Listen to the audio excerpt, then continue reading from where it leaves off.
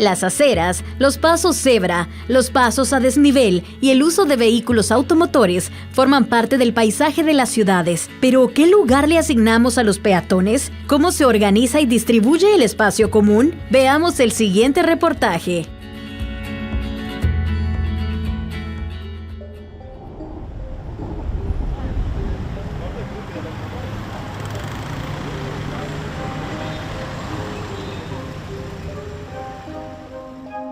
En la medida en que se nos hace difícil acceder a las cosas más cotidianas, y entiéndase cosas cotidianas como ir al mercado a comprar nuestra alimentación o simplemente ir al parque, si no podemos hacer eso con tranquilidad y con facilidad, estamos siendo víctimas de una violación de un derecho que nos hace falta. El desplazamiento de un punto a otro en un espacio determinado conlleva la necesidad de definir y hacer cumplir políticas en lo referente a infraestructura, gestión de tránsito y seguridad vial. Los sistemas de movilidad urbana son centrales para la convivencia cotidiana y la cohesión social.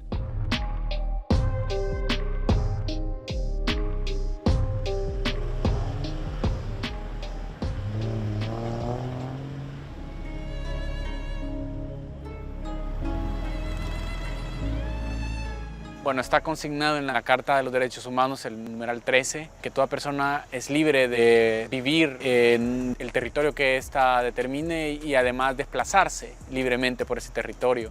Hay que entender que cada uno tenemos distintas posibilidades, distintas condiciones, y en la medida en que el Estado no procure que esas condiciones de movilidad sean las más asequibles y las más accesibles para todas las personas, en esa medida hay una deuda del Estado para con sus habitantes. San Salvador y El Salvador completo no está listo todavía para poder garantizar el derecho a la accesibilidad de las personas con discapacidad.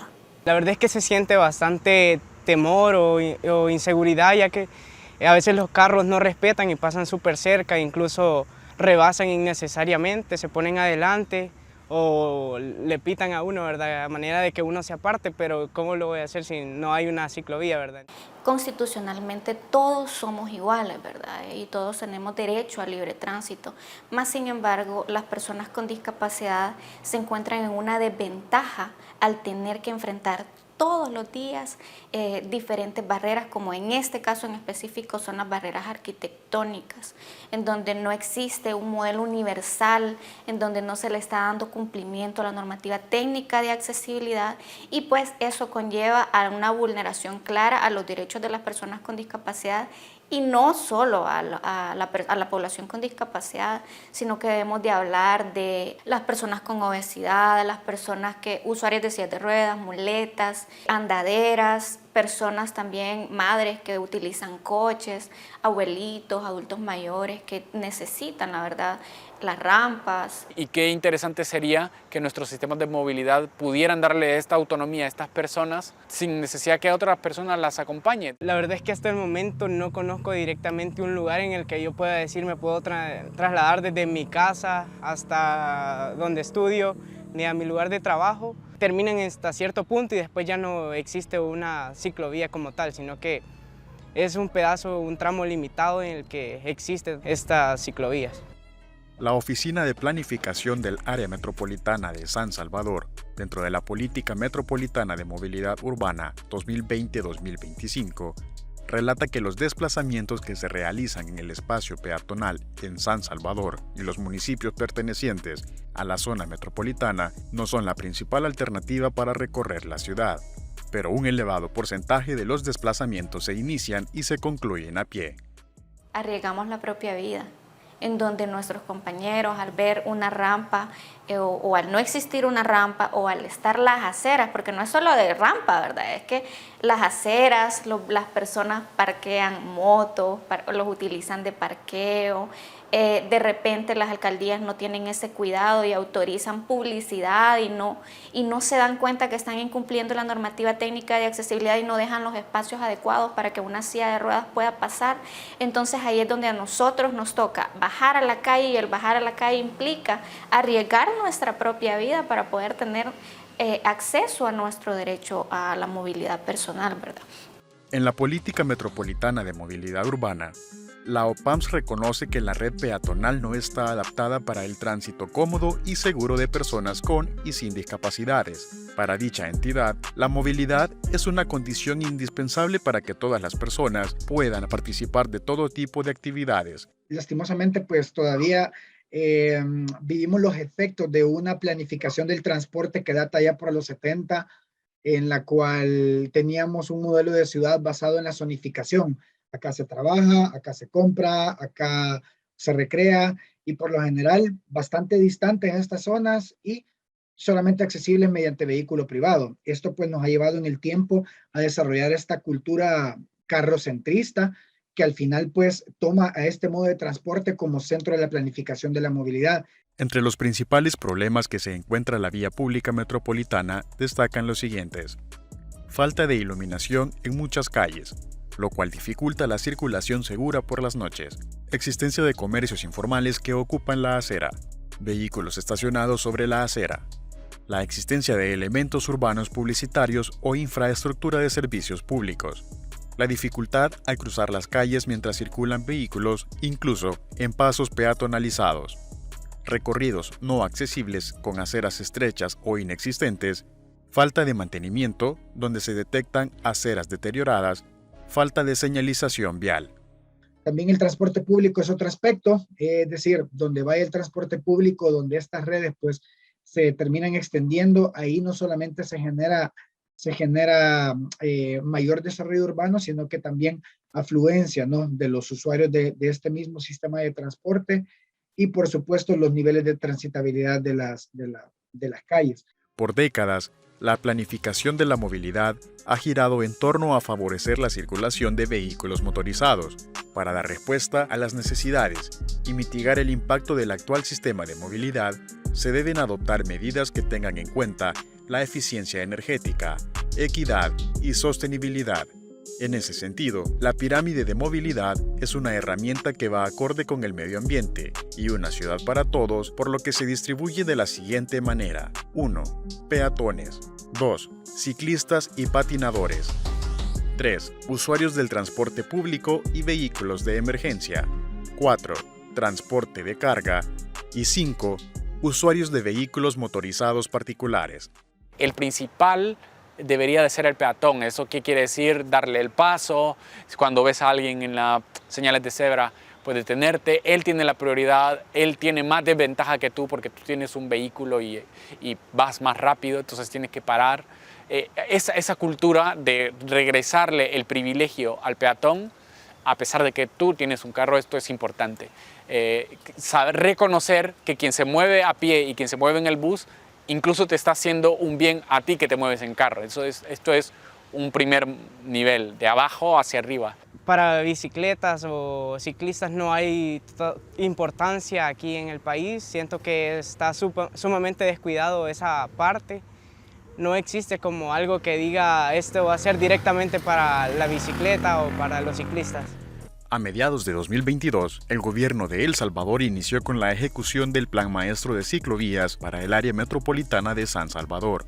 Dicho proyecto consta de 166 kilómetros de ciclovías a las que contendrán carril especial para la circulación de bicicletas, señalización vía horizontal y vertical, colocación de elementos de seguridad vial para delimitar el carril y adecuación de espacios para la circulación de vehículos. Sin embargo, comercios aledaños y residentes han mostrado su descontento ante dicho proyecto, alegando la afectación al tránsito vial de las zonas.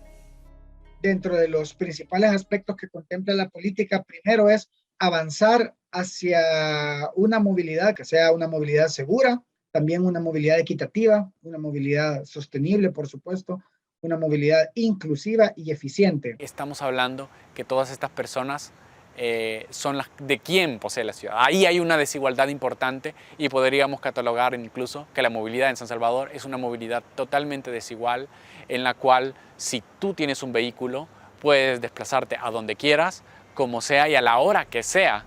A pesar de contar con reglamentos y legislación en materia de seguridad vial, El Salvador es un país con cultura carrocentrista, en donde todos los días los derechos de los peatones se ven violentados en distintas formas, que pueden atentar en contra de su vida e integridad física. Cuando se nos priva de lo básico, se nos priva entonces de tener mejor calidad de vida. Si te cuesta ir al mercado, si te cuesta ir a la escuela, si tienes que gastar muchos recursos para ir a estudiar, y si no los tienes, entonces comprometes más recursos. Si se te hace difícil ir a un lugar para que te revisen tu salud de manera cotidiana, por ejemplo, una persona mayor que necesita que le chequeen su presión y tiene que tomar un autobús que puede ser peligroso, ¿verdad? Que no tienen las condiciones necesarias para movilizarse. Otro aspecto que rige la movilidad es el desarrollo de la ciudad. Por ejemplo, aquí nos encontramos con esta cuestión cíclica, ¿no? En la que el desarrollo de la ciudad genera movilidad y infraestructura de movilidad más bien, y el desarrollo de infraestructura de movilidad también genera desarrollo de la ciudad. Esto específicamente hablando de la expansión de la mancha urbana. Nuestra ciudad ha crecido bajo el modelo de ciudad dormitorio, de ciudades donde se localiza la vivienda en ciertas periferias y los centros o los núcleos de trabajo están lejos de los lugares de dormitorio. Entonces eso implica unos desplazamientos que actualmente están costándonos mucho tiempo, y no solo mucho tiempo, también nos están costando mucho dinero. Considero que para la salud, ¿verdad?, es uno de los motores muy importantes, ya que nos mantiene activos, ¿verdad? Y también ser ecoamigables ayuda bastante, ya que no se gasta en combustible ni emanaciones de gas. También el ahorro económico, ¿verdad?, al que uno no incurre al pagar un medio de transporte, sino que uno puede estarse manteniendo físicamente y al mismo tiempo desplazarse. El área metropolitana de San Salvador concentra el 60% de los puestos de trabajo a nivel nacional. Por su ubicación geográfica, el transporte de personas, mercancías, bienes y servicios se realiza únicamente a través del transporte terrestre, el cual demanda principalmente la infraestructura por carreteras. Según datos del Observatorio Nacional de Seguridad Vial, hasta julio de 2022, el parque vehicular del área metropolitana de San Salvador era de 595.079 vehículos, un 38.38% del parque vehicular a nivel nacional, que equivale a 1.5 millones. A partir de los datos obtenidos del observatorio, se hizo la relación población-parque vehicular para sacar un promedio de habitantes por vehículos, siendo Antiguo Cuscatlán, Santa Tecla, Mexicanos y en San Salvador los municipios con mayor cantidad de vehículos por cantidad de habitantes. Incrementar los pasos a desnivel no es una solución. Se gasta dinero indiscriminadamente en una infraestructura que lo que hace es decirle a los constructores, a los que manejan vehículos, aquí hay más espacio, vengan para acá, y en un par de meses esto estará saturado. El camino es mucho más duro, es mucho más complejo y requiere de mucho tiempo. La solución, vamos a decirla hoy por hoy, no es inmediata, y esto es uno de los grandes problemas con lo que empecé, es que las soluciones a largo plazo no son populares, y mientras no rompamos ese círculo vicioso de querer algo automático y querer algo ya, entonces vamos a empezar a ver transformaciones en la movilidad. Las transformaciones en la movilidad requieren de grandes periodos de por lo menos 10, 15 años para empezar a ver cambios pequeños. Políticas públicas concertadas con la población y con las instituciones. El camino es fomentar más la movilidad no motorizada. El camino es controlar y mejorar los equipamientos urbanos para poder generar proximidades y evitar los viajes. Tampoco se trata de crear un cambio a patadas, por decirlo así, en el cual, digamos, respete al peatón o respete al ciclista o guarde tal distancia, o conduzca con precaución, porque no digo que no sea útil, por supuesto que lo es, pero una señal vertical, por ejemplo, por sí sola poco o nada va a lograr en ese sentido. La línea o la estrategia más grande que se debe hacer es trabajar con la sensibilización. Yo siempre he dicho, sensibilizada a la persona correcta, cuesta menos alcanzar pequeños cambios sociales. La movilidad urbana sostenible contribuye a conseguir un espacio público adecuado para una vida urbana completa y satisfactoria. Las medidas a favor de la movilidad peatonal y ciclista son la clave para afrontar varios de los problemas de movilidad que comparten muchas ciudades en la región: contaminación atmosférica, el ruido, la segregación espacial, el número de accidentes de tránsito, el congestionamiento y la falta de accesibilidad.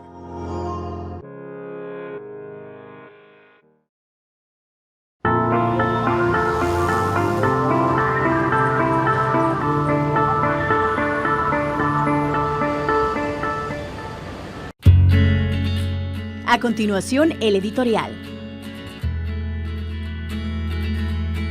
Hoy queremos dedicar unas palabras al río Lempa, que a juzgar por la forma en que se maltrata, parece que mucha gente no conoce lo que significa para el país y para todo su pueblo. El Lempa es uno de los ríos más largos de la región y el más largo y más grande del país. Tiene 422 kilómetros de largo y recorre 3 territorios en 3 países. Nace en Guatemala, pasa por Honduras y baña El Salvador a lo largo de 360 kilómetros de norte a sur. En su cuenca, que abarca 17.790 kilómetros cuadrados, viven 3.8 millones de personas de Guatemala, Honduras y El Salvador. Más de la mitad de esa cuenca, más de 10.000 kilómetros cuadrados, son de El Salvador. ¿Por qué es vital el Lempa para el país? Porque de él se abastece aproximadamente 1,5 millones de personas, incluyendo gran parte del área metropolitana de San Salvador. El Lempa es como la columna vertebral del agua de El Salvador. Pero su importancia va más allá del agua, no solo por eso. También es importante porque gracias a este río se generan alimentos para el país.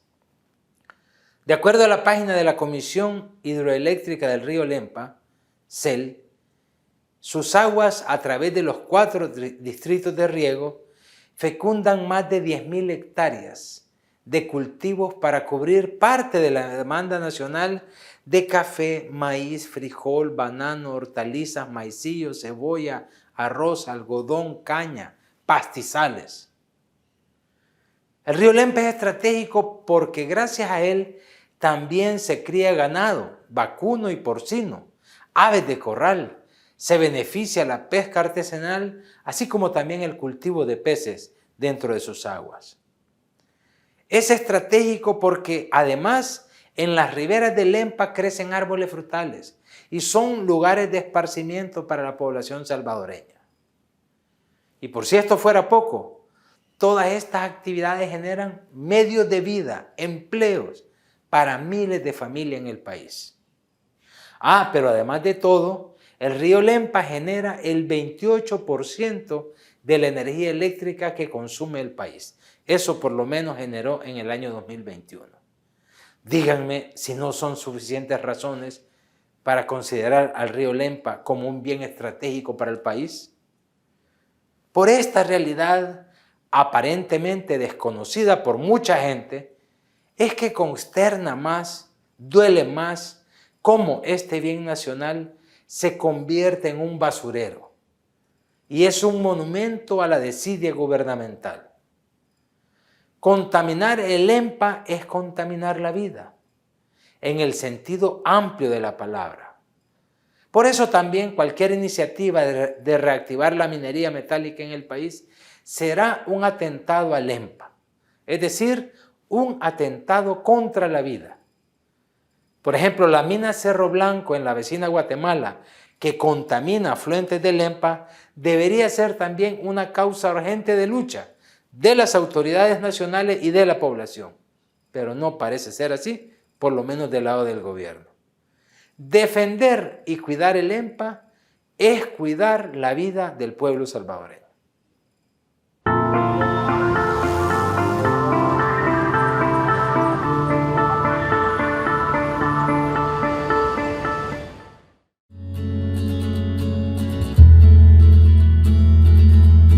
La sección de la entrevista en el siguiente segmento de Miradas.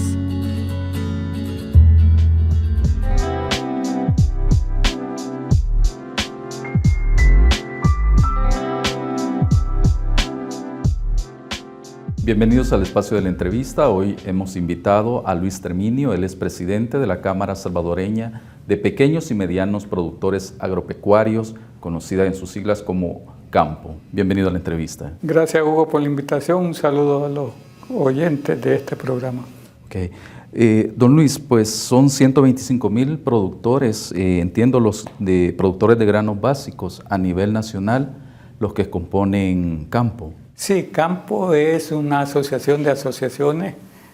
Hay 15 organizaciones dentro de CAMPO.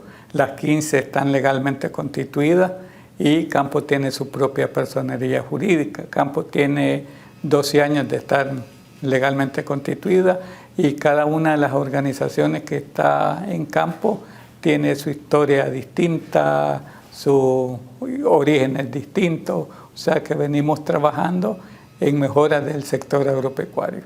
¿Cuál es la incidencia que tienen pues, en la producción de granos básicos y en la demanda que como país se tiene? Nosotros de los 420,000, 125,000 productores son de campo, o sea que más o menos como el 30% de los productores a nivel nacional son miembros de campo.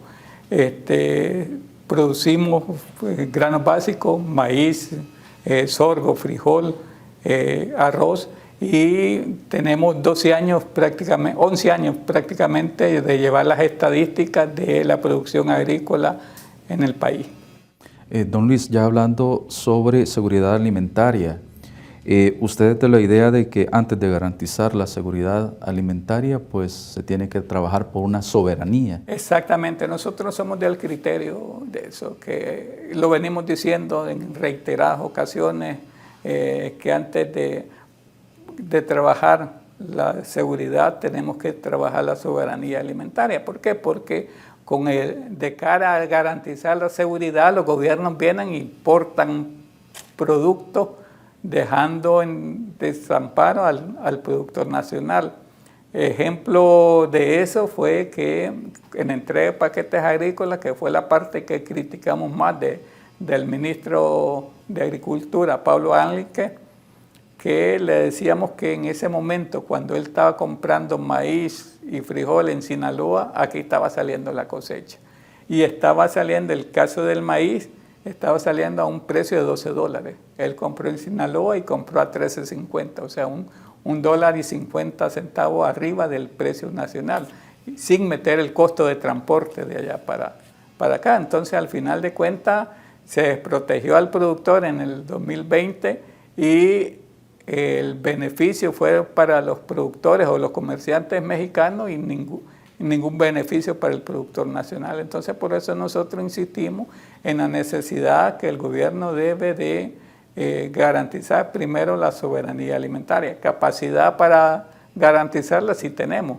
Tenemos porque tenemos ejemplos en el 2021. Logramos garantizar 100% del consumo nacional con un excedente de 3 millones de quintales en el caso de maíz.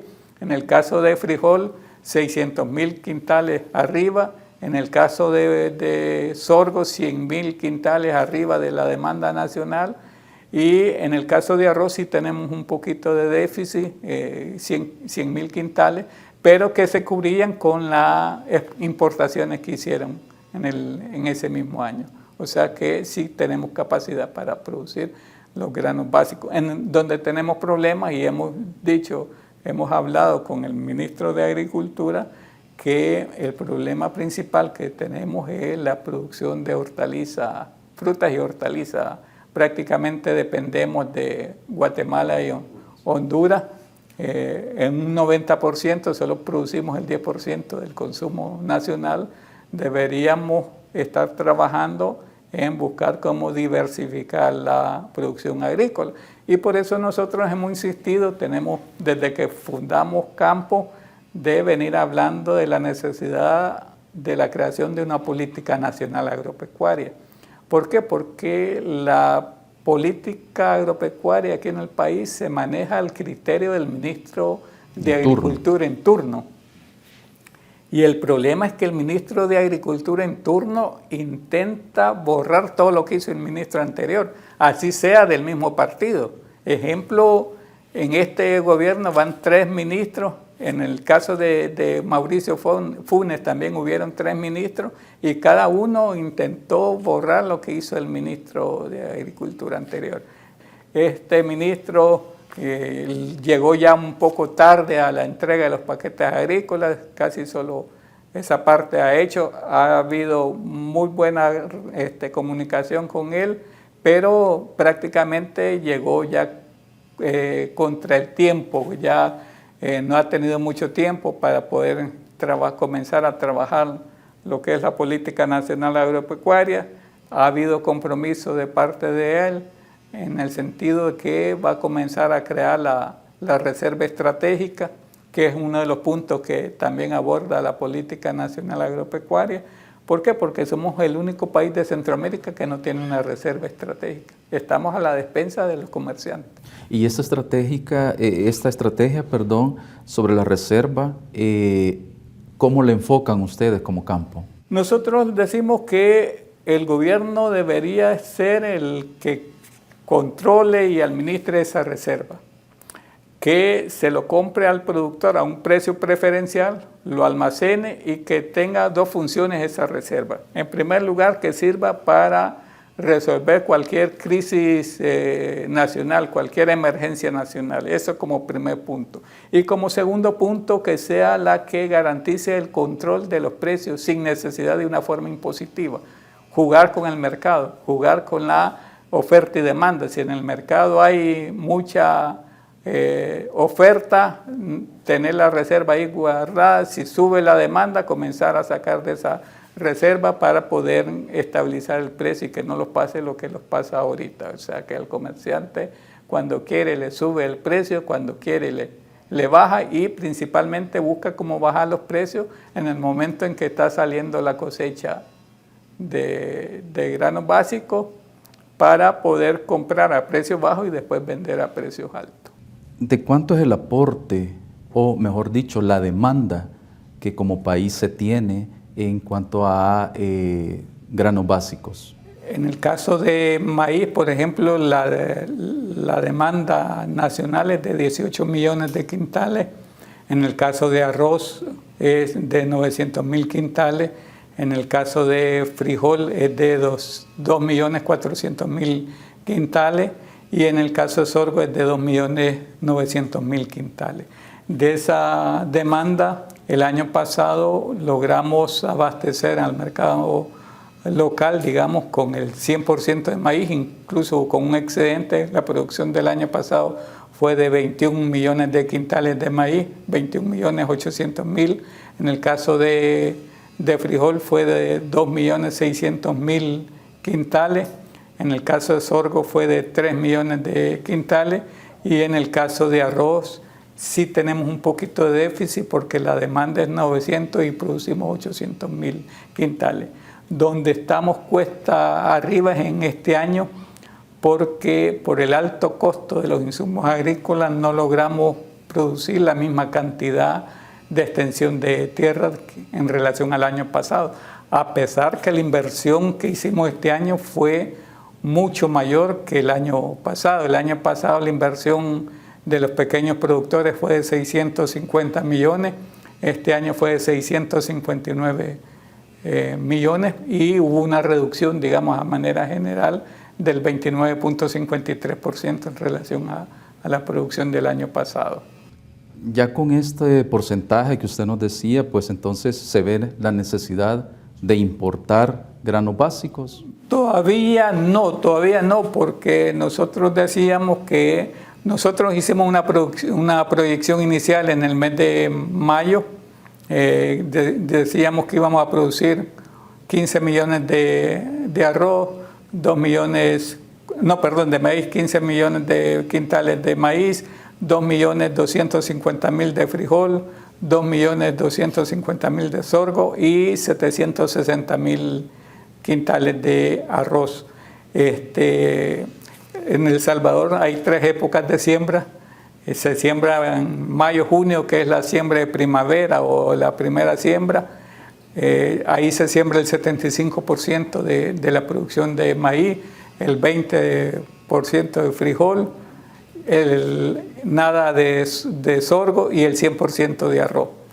En agosto se siembra el 20% de maíz, el 75% de frijol, 100% de sorgo y arroz no se siembra nada. Y al final del invierno la tercera siembra, que es la siembra de apante o humedales, se siembra el 5% de maíz restante y el 5% de frijol restante. Nosotros pensábamos que en este mes de agosto, septiembre, que es la siembra de postrera, íbamos a aumentar un poquito la producción porque había un decreto legislativo desde el mes de junio donde facultaba al CENTA para que comprara insumos agrícolas y lo pusiera a precios por debajo al costo que está actualmente. Hasta el momento el CENTA no ha podido comprar el producto, o sea que todavía dicen que el ministro se ha comprometido que a más tardar el 16 de septiembre lo van a traer. Si lo logran traer, todavía podemos aumentar la siembra. Si no, pudiéramos aumentar un poco en la siembra de apante o humedales y tratar de garantizar por lo menos la demanda nacional. Si no lográramos hacer eso, entonces sí iba a haber necesidad de importación. Sí, refiriéndonos al ciclo agrícola, usted ahí por mayo pues mencionaba, ¿verdad?, de una posible reducción de un 99.53%. 29. Un 29.53% de la producción agrícola para el 2022.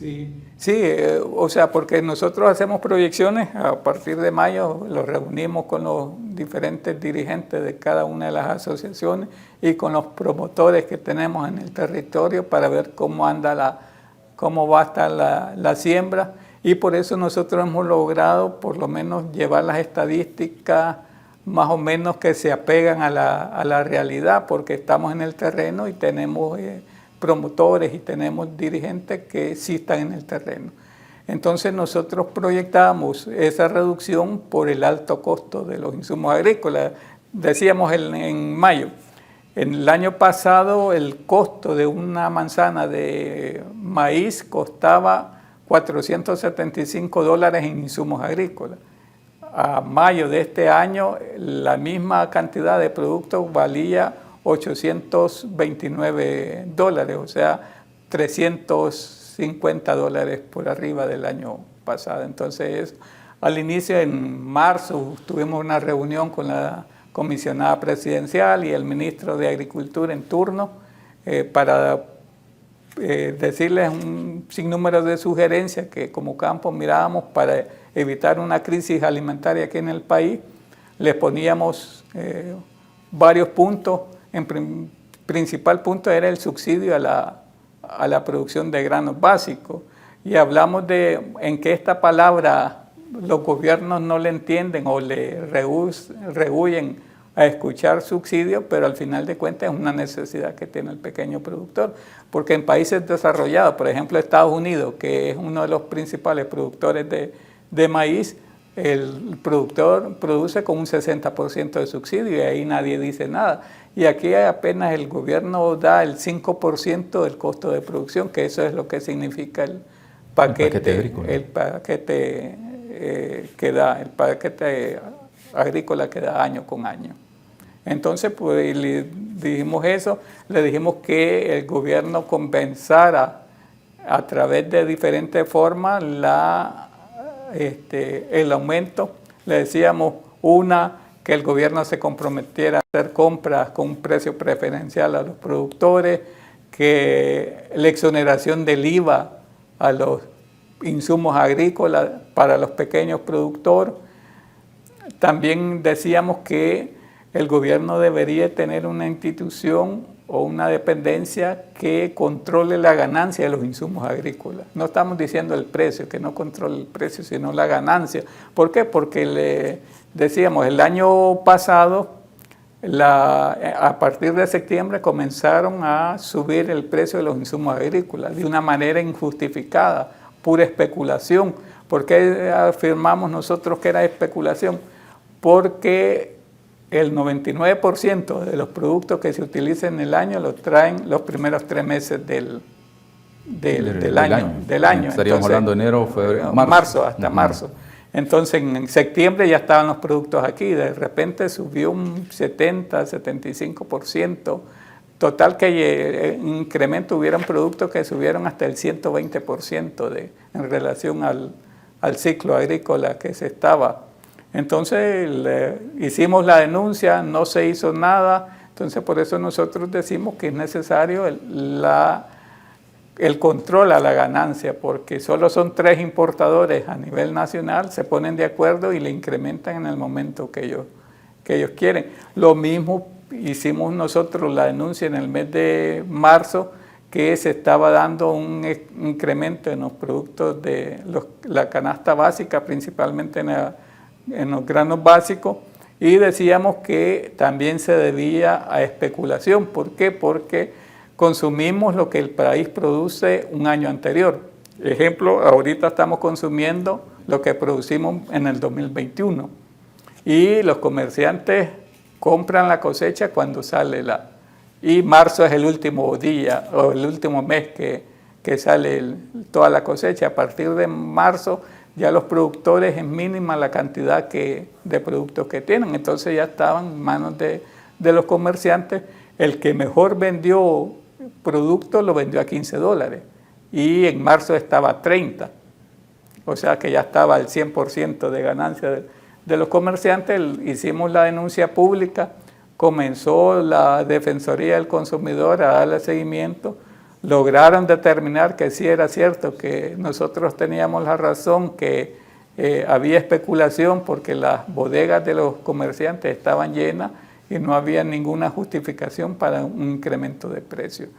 Dijeron en su momento que iban a iniciar procesos sancionatorios contra los que estaban especulando 4 meses después y hasta el momento no se ha oído mayor cosa.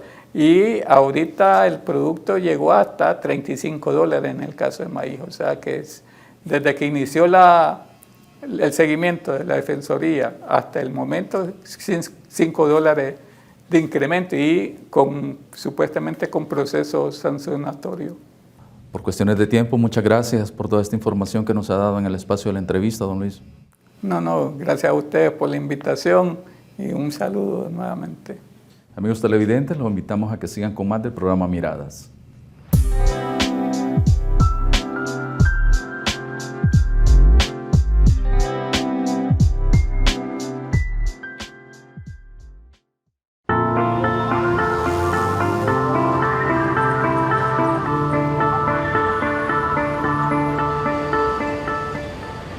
Talleres Gráficos celebró su aniversario número 50 desde su creación en 1972, que a lo largo de su trayectoria ha venido evolucionando para adaptarse a las necesidades del mercado. Talleres Gráficos surgió como una necesidad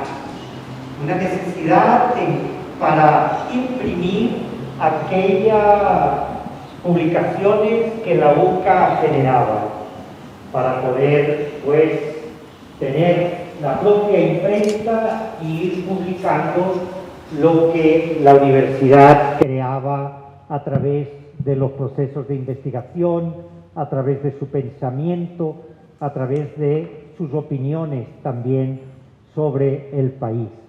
En el año 2021, la imprenta Talleres Gráficos pasa a ser parte de la Fundación Padre José María Gondra, organización sin fines de lucro que nace para contribuir al desarrollo social y económico del país, promoviendo la educación de jóvenes salvadoreños a través de programas de becas para la educación superior en la UCA. Medio siglo en el que hemos estado trabajando por suplir las necesidades de nuestros clientes con la mejor calidad, con el mejor profesionalismo y siempre manteniendo todas las medidas de seguridad que los clientes demandan.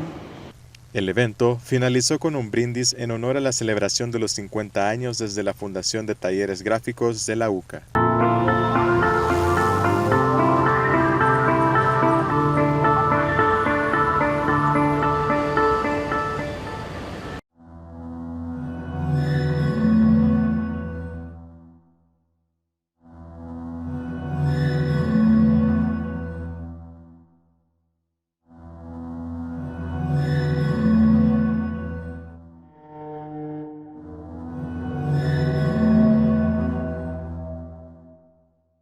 El patrimonio es el legado que recibimos del pasado, que vivimos en el presente y que transmitiremos a las generaciones futuras.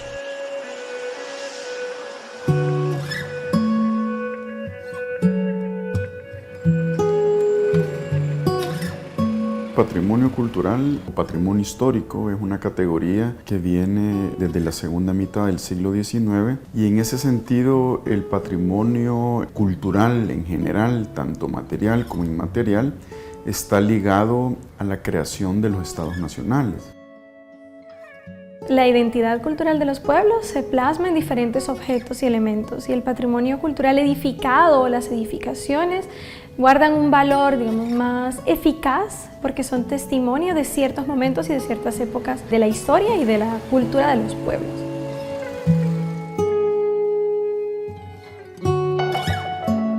El patrimonio arqueológico va a estar constituido por todas aquellas edificaciones y restos materiales que han sido utilizados por el ser humano en diferentes actividades en el pasado.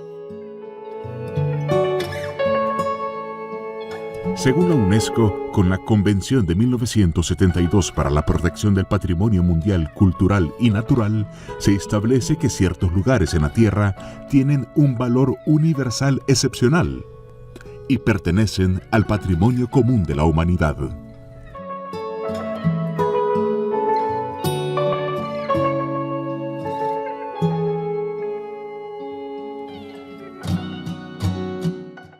El Estado es dueño de 10 sitios arqueológicos, ¿verdad? De estos 10 sitios, una cantidad es considerada como parques arqueológicos, es decir, que reúnen las condiciones mínimas para el visitante, ¿verdad?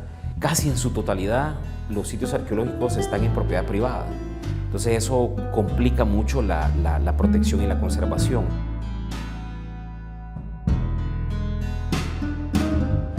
Durante enero del 2020, una empresa cañera ocasionó serios daños a la estructura del sitio arqueológico Tacuzcalco. Las edificaciones en dicho lugar son una de las más importantes en El Salvador y fueron declaradas como bien cultural desde 1997.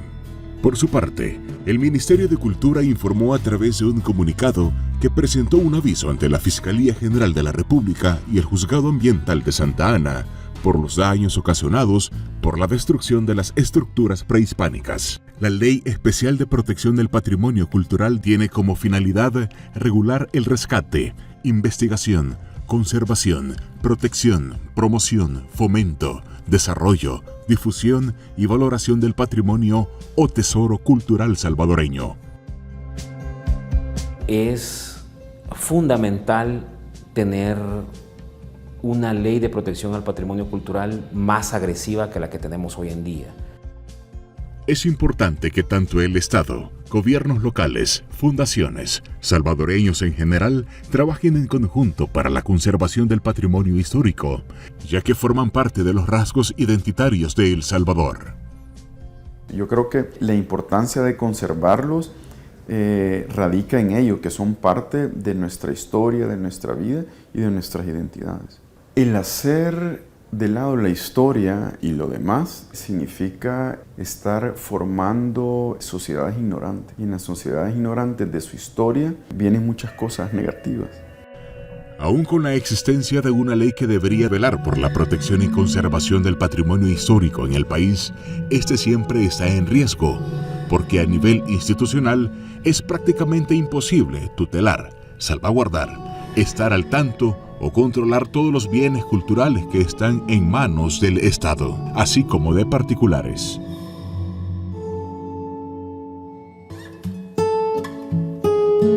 La ley existe, pero probablemente no tiene la fuerza necesaria o las garras necesarias para lograr conservar lo que tenemos. O sea, por eso muchas cosas se pierden, muchas manifestaciones se pierden porque no tenemos la capacidad de preservar y de hacer cumplir la ley.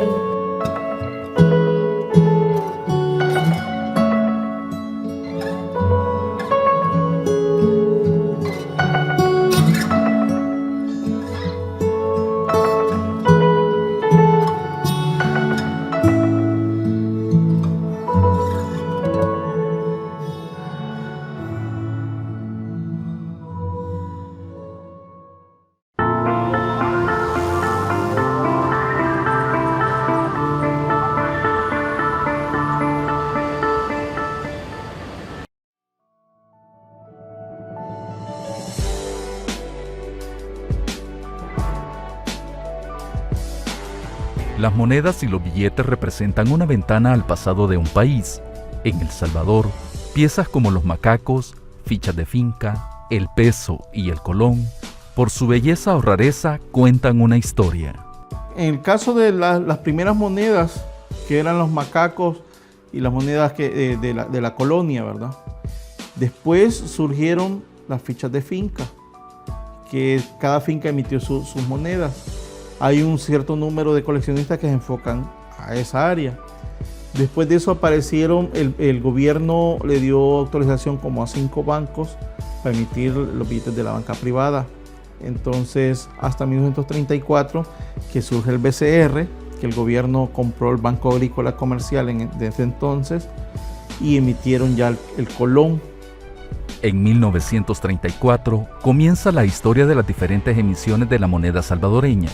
Las primeras fueron de 1, 5, 10, 25 y 100 colones, y a través del tiempo se fueron incorporando nuevas denominaciones.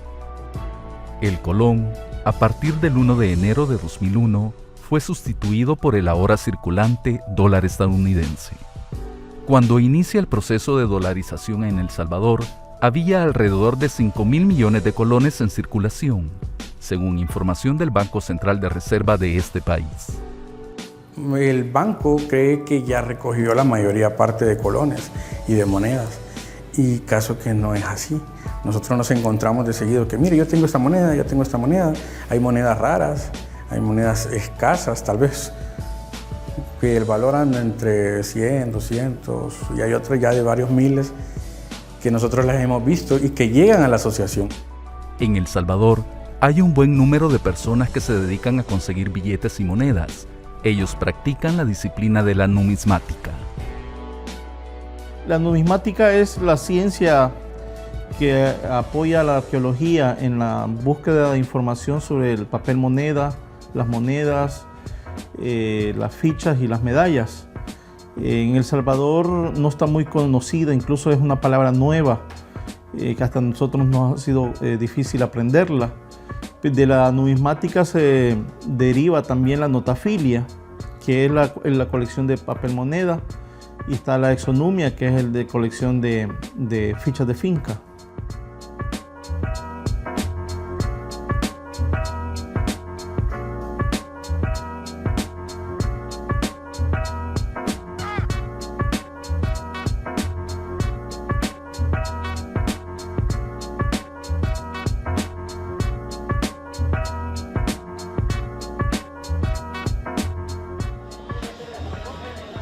En un espacio del complejo deportivo Don Rúa, mes a mes se da cita a la historia de la moneda.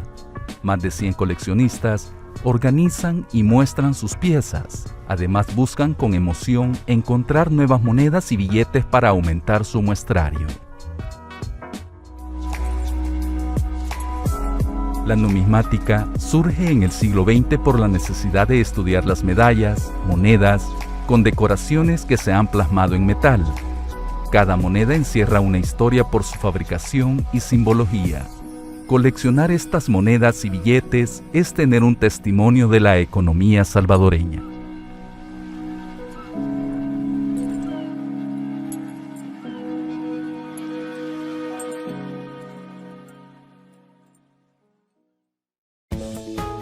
En el próximo Miradas.